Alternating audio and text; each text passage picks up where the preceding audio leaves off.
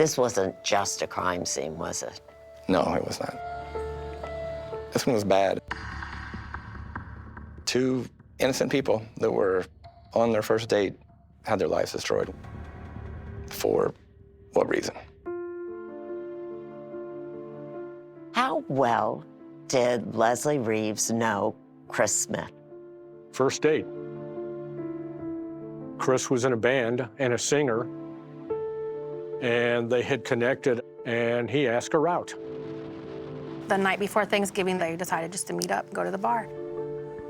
He lived 65 miles away in a really small farming community. The bar that night was very busy. The place was packed, wall to wall. Chris and Leslie were talking a lot, laughing, getting along with everyone around them. She texted me around 10, and she said everything's going okay. She did then text a second text that said, I feel like something's a little bit off or something. I'm not sure what she meant. Was that text the last time you heard from Leslie Reeves? Yes, it was. Did you try texting her in the morning? And did she respond? No. I just started driving towards Farmersville because I had the address and called the police department in that area. Montgomery County Sheriff's Office, this is Jeff. Hi, I'm gravely concerned about my friend. Can someone do a welfare check? What are you feeling at this point, Nana? A lot of anxiety because I don't know what I'm going to walk into going up there to this house. I pulled up in front of the address. And then who came while you're sitting there? While I'm sitting there, who's this woman parked? I said, well, maybe I'll roll my window down and talk to her. I asked her if she was checking on Chris, and she said she was checking on her friend. And that's when I went up to the door. I saw the back door was broken, and then I saw Chris laying there. And then I ran back to my car and called 911. Nobody's answering the door, and the back window's shattered, and there's a body, and there's a foot I saw on the floor. I'm only 16. I can't deal with this.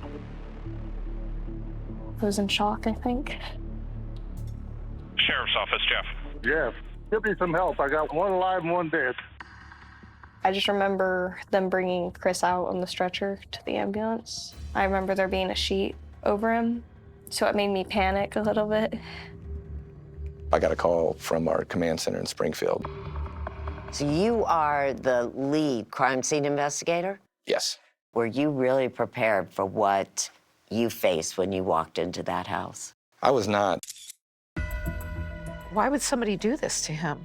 Why would they try to hurt my baby? That's all I kept thinking. He's my baby. Someone hurt him. Going on a first date and they both end up getting shot is insane.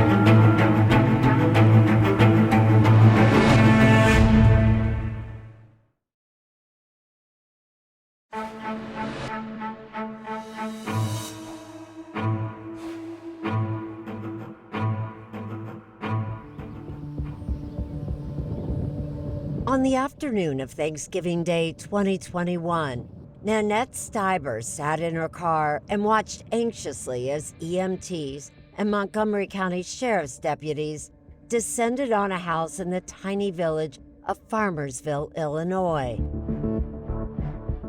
I was quite upset and kind of going crazy in the car. Nanette had been unable to reach her good friend Leslie Reeves. Nanette knew Leslie had gone to that house the night before to go on a first date with Chris Smith, a man she had met online. She was very excited. She thought, oh, this might be a really good connection. But now Nanette was worried. She'd seen Chris get taken away in an ambulance, but there was no sign of Leslie. I kept hoping, okay, bring Leslie out, please. Finally, a detective approached and asked Nanette for a photo of Leslie. She showed him her phone, and he gave her the horrible news. I'm so sorry to have to tell you this. Your friend has been murdered, shot, he said. He didn't tell me where, but he did say, I want you to know that she went very quickly.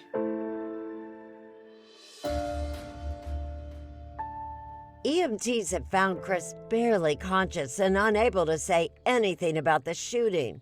They rushed him to the hospital, and deputies searched the house. Later that day, crime scene investigator Josh Easton of the Illinois State Police was called to the scene, and he began cataloging the mayhem inside. What do you see when you first approach the door? I noticed the side door of the house, the glass in the door has been broken out. The refrigerator was pulled away from the wall. The kitchen table was pushed, the chairs were knocked over. No weapon was found, leading investigators to suspect that a third person was involved. Easton took note of every detail, including the burnt pizza in the oven. I assumed that maybe they were cooking a pizza for the night, and the suspect shows up at the door. They both tried to fight him off, and when Chris was shot, Leslie went to the living room to try to hide. How many times was she shot? She was only shot one time. In the head? In the head. Leslie's body was in the living room, while Chris had been found in the kitchen. Easton said of the 1,800 crime scenes he had been to, this was one of the most horrific. There was blood everywhere. The cabinets, the refrigerator, the countertop, there was blood from corner to corner in the kitchen. Easton spotted 2 silver-colored bullet casings from a 9mm gun, one in the kitchen and the other near Leslie's body. As Easton processed the scene, detectives began learning about the victims. Chris Smith was a 48-year-old divorced father who worked for a pool contractor. Chris was a nice guy. He would hang out here frequently, was friends with most people in town. Everybody knew him. Bartender Dina LeGrand says Chris was well known in town as the guy who grew banana trees and giant pumpkins. I remember one Halloween, he donated hundreds of pumpkins for decorations for any of the kids to paint. He gave back to his community. Did either one of you ever worry about Chris? No. No. Sharon Costanza is Chris's mother, Ashley Holcomb, his sister. Chris is a stay-home person that literally would just work in his backyard. Chris lived with a dog named Tiki, and an EMT told the family that Tiki may have helped Chris make it through the night by huddling with him for the roughly 12 hours that Chris was bleeding before being rescued. I think Tiki protected Chris. I think she probably laid right next to him.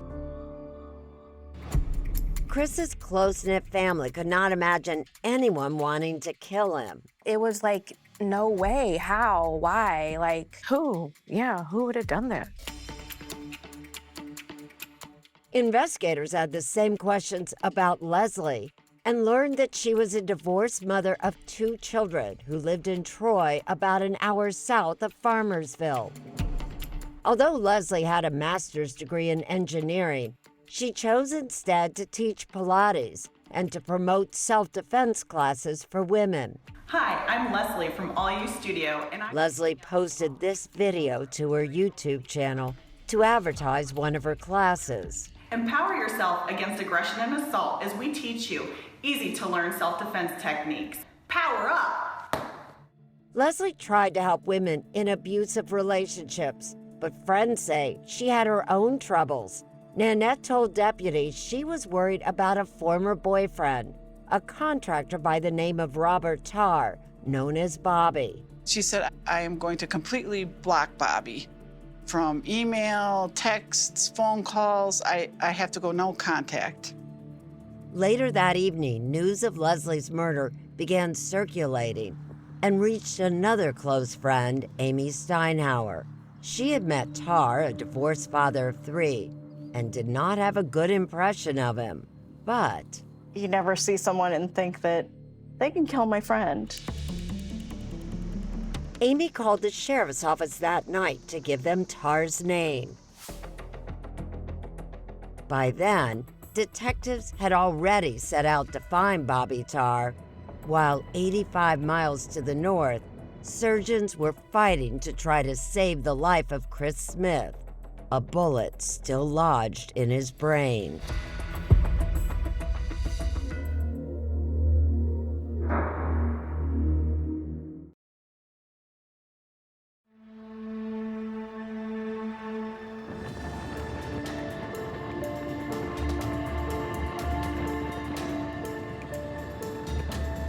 I just wanted to get there. I just wanted to get there as fast as I could.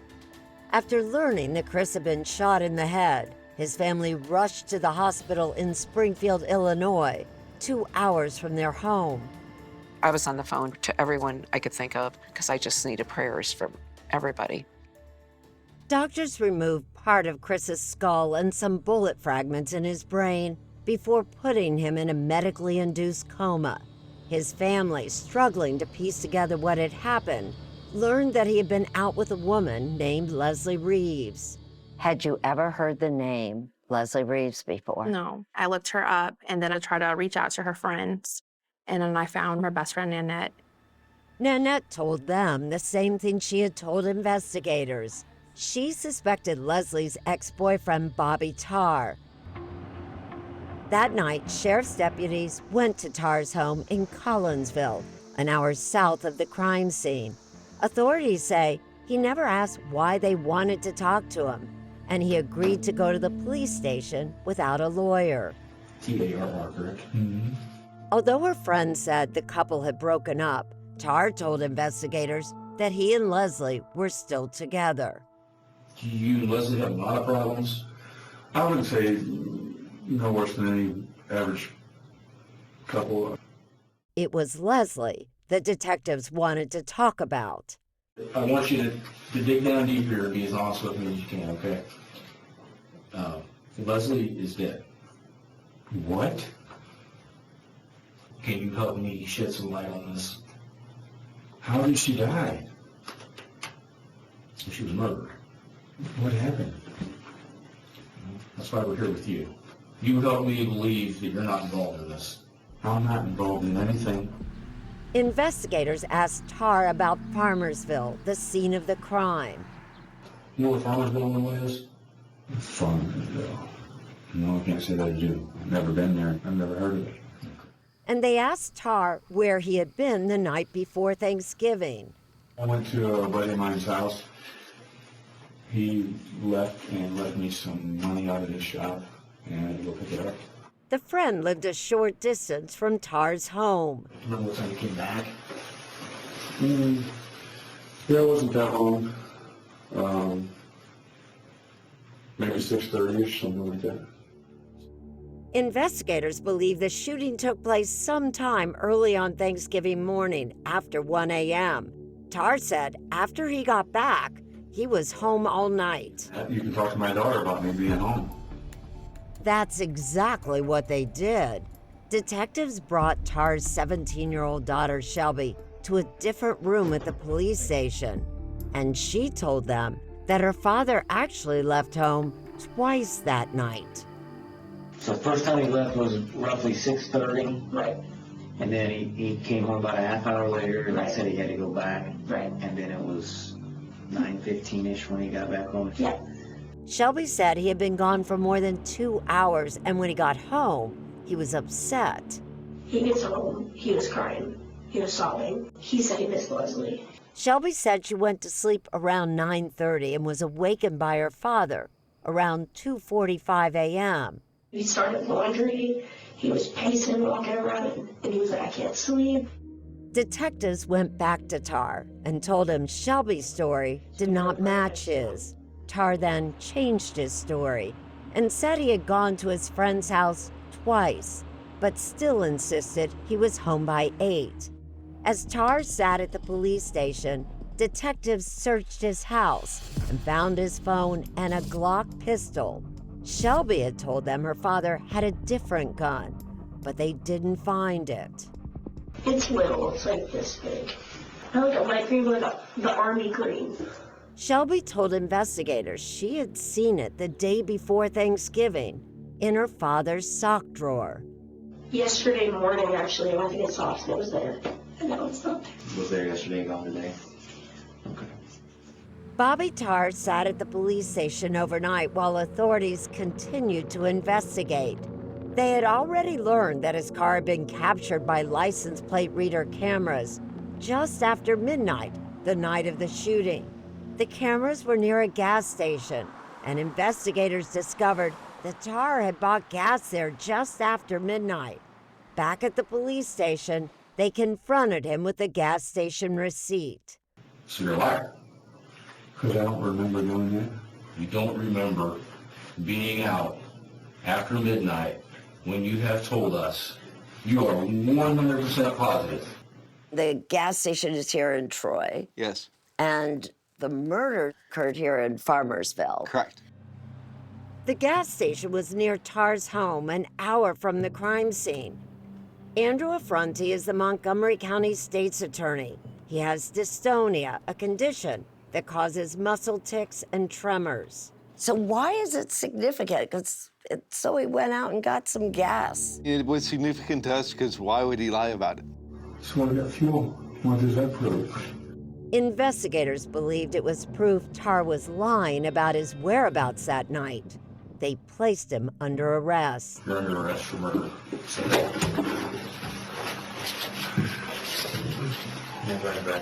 Affronti says they arrested Tarr immediately because they feared Chris's life was in danger. And they hadn't found the murder weapon.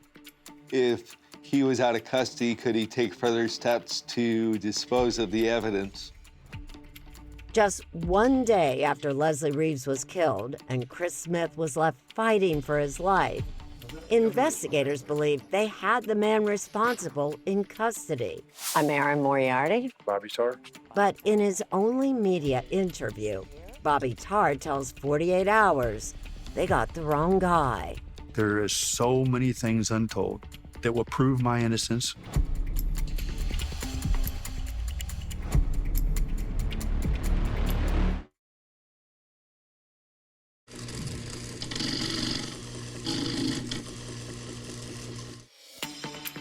Bobby Tarr, charged with the murder of Leslie Reeves and the attempted murder of Chris Smith, is nothing if not unflappable. Did you kill Leslie Reeves? No. Did you shoot Chris Smith? No. He kept his cool even when confronted with a litany of lies he told investigators. You told the police you only left the house once. That wasn't true.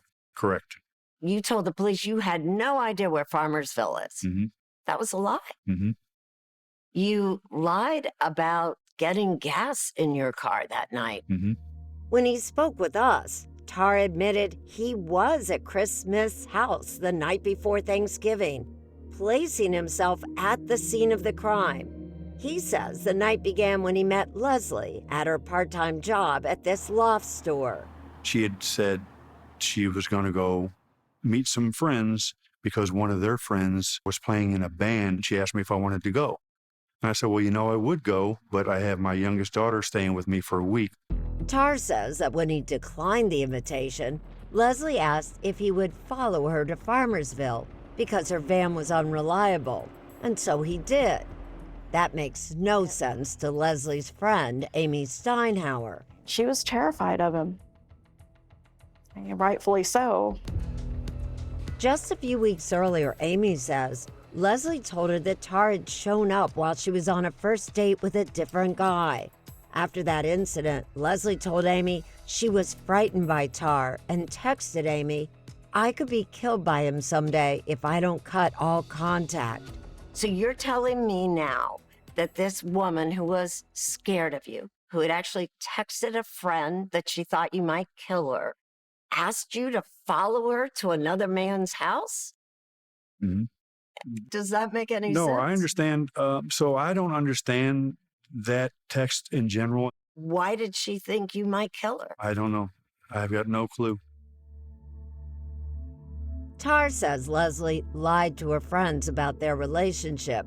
He insists she asked him to follow her north to Farmersville. So I went with her up there. I think we arrived there around 7:30. I parked in front of her van in front of his house. That's as far as I went. I left. I never went back to Farmersville again.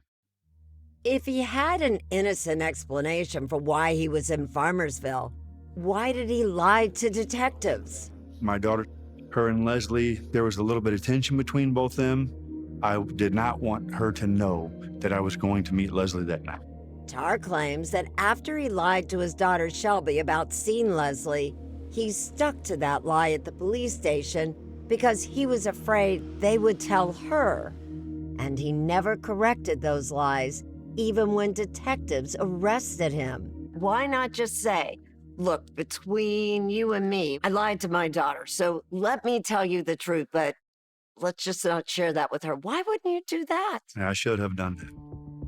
He's quick to point out the lack of physical evidence connecting him to the bloody crime scene. Investigators searched his white Jetta, but did not find any shards of glass or bloodstains. 2 tests by the state police were done on my car. 0 blood found in my car. There's 0 DNA of mine at the crime scene, anything from the crime scene in my car or on me or any of my clothing or my shoes. 0. Prosecutor Affronti has to concede that point. Was any of Tarr's DNA found inside the house? No. Were any of his fingerprints found inside the house? No. And authorities still had not found the murder weapon.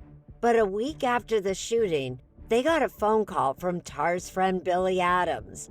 Adams said Tarr had called him from jail. That call was recorded. What's your day look like today? Because I need 10 minutes of your time. Tarr asked Adams to go to his house and look for some deck brackets. I got some special aluminum brackets and that I need you to get because they're for another job that I didn't tell Dad about yet. So don't say nothing to him. Instead, Adams contacted the sheriff's office. Deputies suspected Tarr knew the phone call was being recorded and was speaking to his friend in code about something other than deck brackets. They're aluminum? Yeah, get them and get rid of them. They thought that was suspicious, which was why they went over and searched. Investigators were on their hands and knees in Tarr's yard looking for a gun. Dan Foltz is Tarr's defense attorney. They searched that area thoroughly. No gun. You know what they did find? Deck brackets. A few days later, they got another phone call, this time from Tarr's brother, asking them to come back to the house. Tarr's family gave deputies a Ziploc bag they said they had found in the same yard that had been searched just days earlier. Inside, a Springfield Hellcat 9mm pistol and silver-colored ammunition. The Illinois State Police determined the gun was the murder weapon, and the ammunition matched the casings found at the crime scene. We still to this day don't know how that ended up there, specifically in the spot that they searched. Are you saying you were set up? Someone was framing you? Yes. But if someone was framing Tarr, he or she would have to be pretty detail-oriented. The state police say Tarr's fingerprint was on the Ziploc bag. He is adamant that he would not have been dumb enough that he would have carried it all the way back to his home and said, where would I put this gun on my 1-acre lot? I think I'll put it next to the front door. And Tarr points out neither his prints nor DNA were found on the gun itself. Nothing on the firearm, no DNA, no prints of mine on the firearm. What I think what happened is that the gun was cleaned and that Mr. Tarr just missed a spot. That spot was Leslie's DNA, say police, found on the guide rod of the gun. Tarr's explanation? The gun wasn't his, it belonged to Leslie. I purchased the Hellcat and Leslie purchased it from me. As investigators continued to build a case against Bobby Tarr, they say he was hatching a plan to silence the only eyewitness. Did you ask a inmate to shoot Chris Smith? What do you make of Bobby Tarr's story? Chat now with the 48 Hours team on Facebook and X.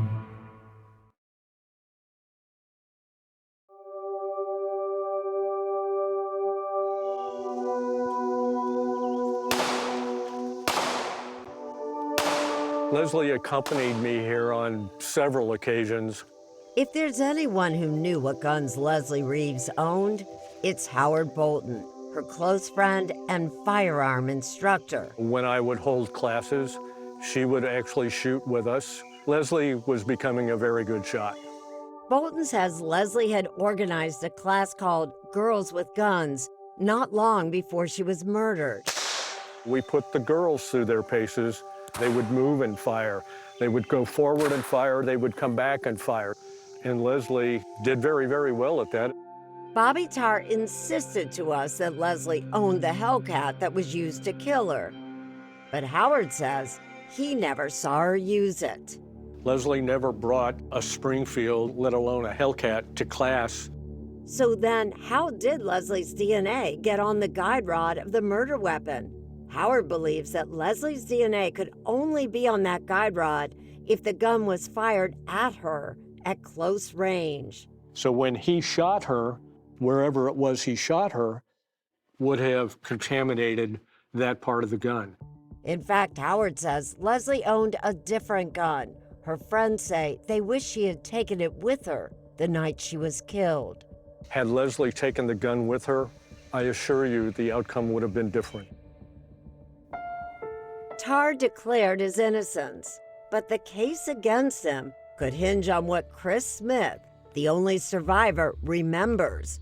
Would he be able to identify him? That was the question as Chris remained in a coma. We were talking to him, singing to him, and I was always holding his hand.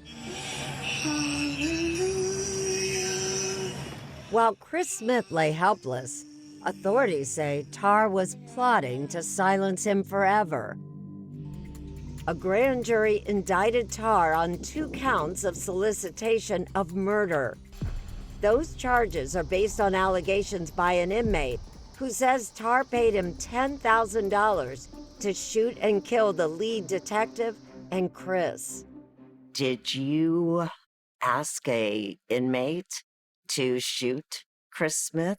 No, ma'am. And to kill Detective Roach? No, ma'am. Tarr says the alleged plot was a lie concocted by a former cellmate. Tarr says he loaned that cellmate $10,000 for his bond and that it had nothing to do with Chris Smith. Were you worried he was going to testify and point to you as the shooter? No, I was not worried one iota.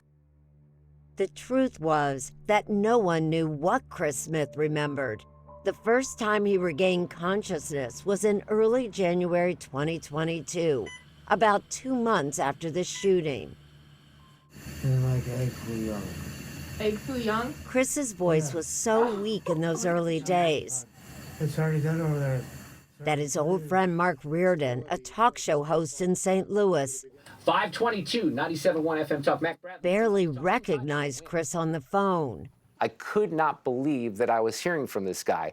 And I cried, he cried. Just talking about that moment really brings me chills because I just thought he was never going to be someone that was in my life ever again. What did Chris tell you? Well, when Chris came out of this, I was pretty sensitive to ask him about what had happened that night because I think I was a little afraid of even having those conversations. So most of the conversations that we had were really focused on, hey, how are you? Are you going to be okay? After intense physical therapy, he's made incredible strides. He's much stronger than when he awoke from a coma, but he discovered there are gaps in his memory. What does he remember from that terrible night? I wish to God I could remember something. I mean, even just a smidgen of something, but I remember nothing. He remembers nothing of the shooting or Leslie Reeves. I said, who the heck's Leslie? I don't know Leslie. You had no idea? No, nothing. Nothing? No, nothing. Is Chris the same person who used to come on your show before he was shot? Yeah, I think at the core, he's still the same guy that I knew. He's still the smartass. He's still the guy that's going to talk about how good he is and how good he was and how much he could lift weights. Chris works out at the gym most mornings, trying to regain muscle so that someday he'll be able to walk without assistance. Straighten them curves. He's even back to being the lead singer in his rock and roll band. I don't know how he did make it. I don't understand how he did. He's a miracle. But Chris is aware his life is very different from what it once was. So I'm half the man I used to be, but I'm trying to get it back as hard as I can. And then my left leg is partially paralyzed from my hip to my knee, then from my knee to my toes, completely paralyzed. So if there's any neurosurgeons out there, any researchers out there, please get a hold of me. I'll be your guinea pig. Just make me normal and give me my life back, please. It's tough, isn't it, Chris? Tough doesn't even describe it. Doesn't even describe it. Chris is resigned to living with part of that hollow point bullet in his brain. Doctors say it's in a spot that makes it too dangerous to remove. So that's where you got shot? Yep, right here. Yep, you still feel it in my skull. Right there. After decades on his own, Chris had to move back into his mother's house. I thank my blessings daily that he's here with us. I just wish that this guy didn't take everything away from him. Chris visits with his loyal dog, Tiki, but no longer lives with her. And he'd love to see his 12-year-old daughter more often, but he can't drive. And he's living in St. Louis, almost 2 hours away from his daughter and ex-wife. I miss her. She was my little pea in the pod. I mean, we did everything together. The trial of Robert Tarr was set for April 2024, but Chris would not be there. He told the prosecutor he was too angry to attend. You didn't think you'd be able to just sit there? Oh, no, no way. I know myself. There's no way, no. But Chris's alleged shooter, Bobby Tarr, will be there. And he said he was eager to tell the jury that he's not a violent man. But on this one night early morning, did you snap? No. That's not my nature. I don't lose it and snap. Follow along with Chris's remarkable story at 48hours.com.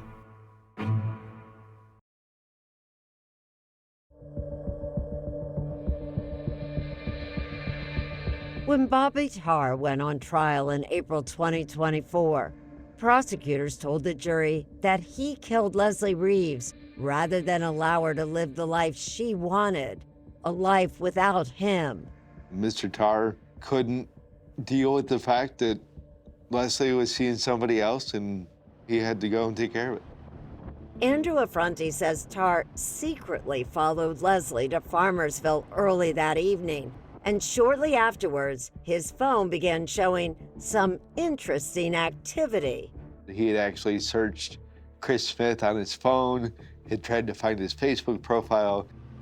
Tarr headed home and texted his friend Billy Adams. I don't feel like she would drive that far for a party or go out with a girlfriend. I think it's for a dude. He also searched whether police could track his phone if he was using a VPN, a virtual private network. He was researching to determine whether or not that would mask where his location was while he was using the phone. Authorities say around midnight, Tarr left home, stopping at that gas station. And then, according to Affronti, surveillance videos and cell tower records show that Tarr drove back to Farmersville. You believe he intended to kill both Chris and Leslie? I 100% believe that he went up there with the intent to do serious harm to both of them. With one victim dead and the other with no memory, it's difficult to say with certainty what happened. But the prosecution argued that sometime after 1 a.m., Bobby Tarr tried to enter through the back door of Chris Smith's house. Leslie and Chris tried to keep him out. There was some kind of altercation or struggle, and that's when the glass was broken. Crime scene investigator Josh Easton told the jury what he had observed inside the kitchen. The refrigerator was pulled away from the wall where it appeared it normally was. Prosecutors believe Leslie was trying to use the refrigerator to block the door. And based on where Chris was shot in his head, they think he was crouching down to help Leslie.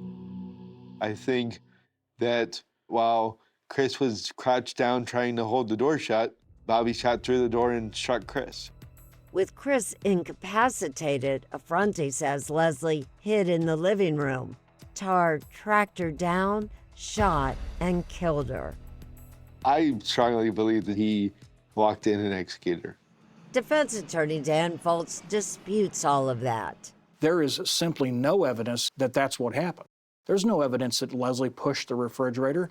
There's no fingerprints and blood on the refrigerator of Leslie's. Foltz says evidence of a fight in the kitchen tells a different story. The amount of blood in that kitchen was astonishing. From looking at that crime scene, do you believe that Christopher Smith had to fight his assailant in the kitchen? It would appear to me that there was some significant struggle in that kitchen between him and someone else. And he says the assailant could not have been Bobby Tarr because he would have been covered in blood. They did not identify a single piece of DNA in his car. They didn't identify a bloody fingerprint. They did not identify anything tying him to that crime scene. But prosecutors argued the house wasn't bloody when Tarr left. They said Chris bled heavily in the 12 hours it took for help to arrive. And while the prosecution did not have a lot of forensic evidence linking Tarr to the crime scene, Affronti says his phone activity, his lies to investigators, and the evidence found on the Hellcat all prove his guilt. When you put all of that together, that's when you get the clear picture of what happened. When it was the defense's turn, Tarr says he wanted to tell his story to the jury, but he chose not to testify. Why didn't you just decide you were going to talk to the jury and tell this story if, in fact, you have a story to tell? I should have. I very well should have. We made a strategic decision because it may have opened the door for a whole lot of other more damaging evidence to be used to cross-examine him. The defense didn't put on any witnesses and counted on the jury to find reasonable doubt in the lack of physical evidence. After 3 hours, the jury found Bobby Tarr guilty of first-degree murder and attempted murder. Everyone clapped. And Bobby just sat there, shaking his head. 2 months later, Tarr was back in court for sentencing, and this time, so was Chris, to tell the judge how the shooting impacted him and his family. Cameras were not allowed in the courtroom. Lost my house, lost my truck. I've literally lost my life without being killed. Tarr also spoke and denied shooting Leslie and Chris. The judge sentenced him to 85 years. I hope the rest of his time on this earth is hell. Leslie Reeves' friends are focused on keeping her memory alive. She was a light of a lot of people's lives. She was always smiling. She was a very good mother, lived for her kids, and was an advocate and champion of women, women's rights, and especially women that were abused. If it can happen to her, it could happen to anyone, so we all need to be careful. Chris Smith says he never expected he'd be a victim of domestic violence and cautions other men to take a hard look at their behavior. If guys, you feel like that, you want to hurt a woman, get help.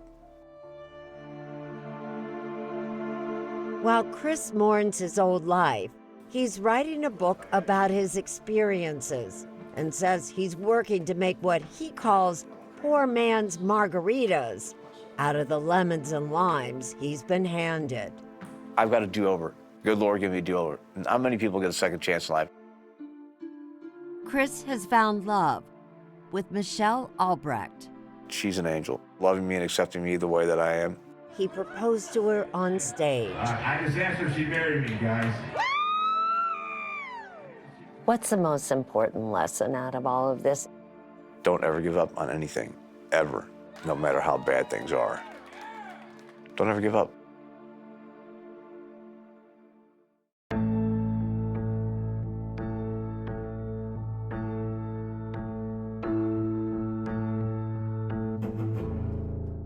As a kid growing up in Chicago, there was one horror movie I was too scared to watch. It was called Candyman. But did you know that the movie Candyman was partly inspired by an actual murder? Listen to Candyman, the true story behind the bathroom mirror murder, wherever you get your podcasts. I'm Erin Moriarty of 48 Hours, and of all the cases I've covered, this is the one that troubles me most. Listen to Murder in the Orange Grove, the troubled case against Crosley Green, wherever you get your podcasts.